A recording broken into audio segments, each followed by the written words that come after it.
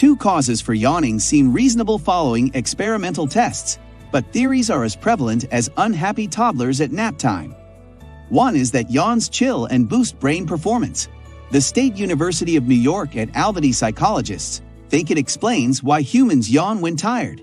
Yawns, like computer fans, occur when performance lags. Our brains start working better when we yawn, but why is it contagious? A brain cooling camp may help keep the group safe and vigilant. A pack may need to yawn when a member is underperforming to increase cognition. There are other theories, though. Contagious yawning may also foster empathy between yawners. Sympathetic yawning shows empathy and instinctively communicates,